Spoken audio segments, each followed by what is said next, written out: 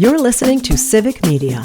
You can tune into any of our live shows on any radio station across the state with the Civic Media app. Find us in your phone's app store and listen anytime, anywhere. This is your WMDX Daily News Roundup for Mad Radio 92.7 FM and 1580 AM in Madison.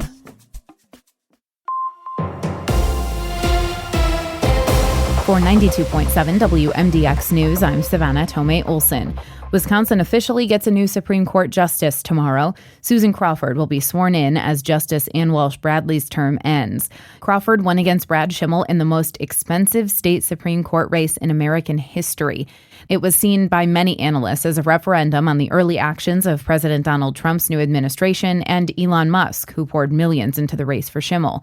The court will still have a 4-3 liberal majority after she's sworn in. Former Dane County Judge Jill Karofsky is now the Chief Justice on the state's High Court. Crawford's swearing in is tomorrow at 4:30. Next year, conservative Justice Rebecca Bradley is up for re-election. Democrat Chris Taylor has already announced she's running to unseat Bradley. Madison has now sent mental health professionals instead of law enforcement to more than 10,000 calls. The CARES program launched in 2021. When someone calls 911 for an emergency that's nonviolent and often related to mental illness, before police, firefighters, and paramedics would be the first responders. Now, a CARES team goes to the scene. That includes one community paramedic from the Madison Fire Department and a mental health crisis worker from Journey Mental Health.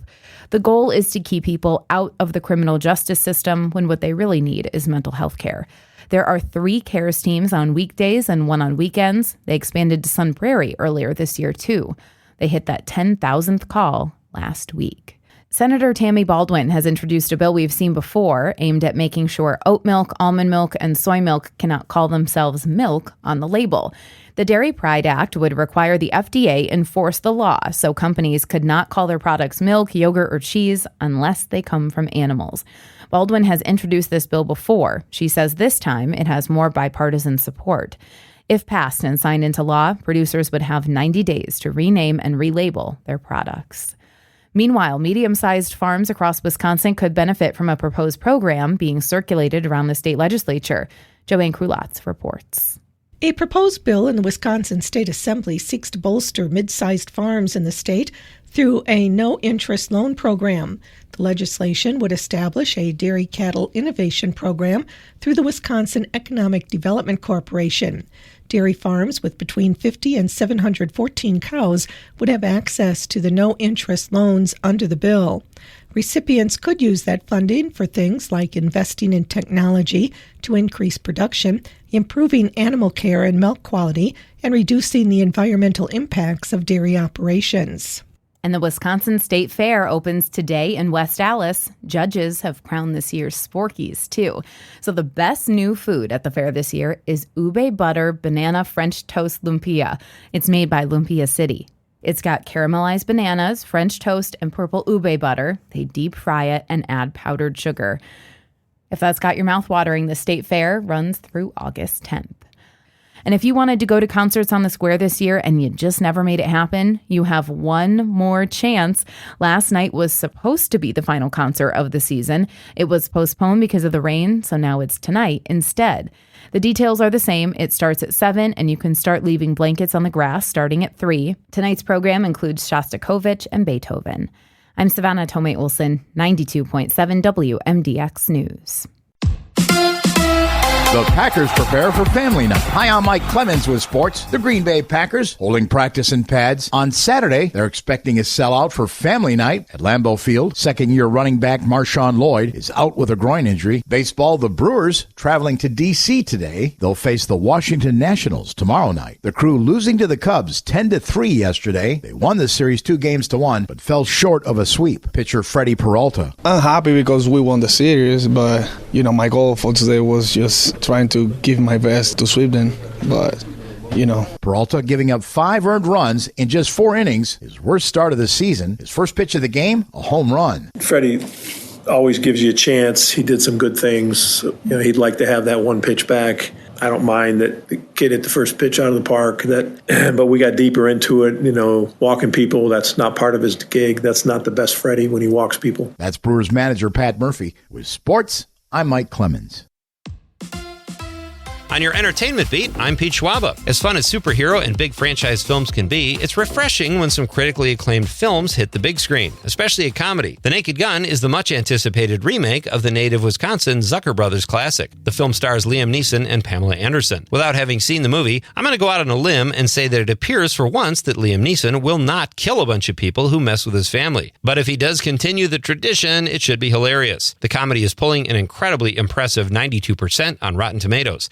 To clarify, yes, a comedy is actually playing on the big screen this weekend, and critics love it. Savor this moment, people. The Bad Guys 2 follows your favorite felons as they try to reform themselves, but wouldn't you know it, and darn the luck, they get pulled into another caper, but this time by bad girls. I should mention this is a family film. Have a great weekend, everybody. See you at the movies. If you're an actor and only interested in kissing your wife on screen, well, it would help if she's an actress, and a good one. Otherwise, you might miss out on some jobs. Sex and the City and Yellowstone actor Neil McDonough refuses to kiss any woman who is not his wife, even for big bucks. He says sticking to his principles has cost him work and that show business turned on him for a while. The Suits actor says he was fired from a shoot for refusing to do an intimate scene, and after that, he felt like less of a man in terms of who he was, his livelihood, and says he lost his acting swagger. He also says he started to drink. He did, however, eventually make a comeback despite his contractual stipulations. Producer Graham Yost did Neil a solid and cast him in Justified. McDonough told the Nothing Left Unsaid podcast that his wife doesn't even have an issue with him not doing those type of scenes.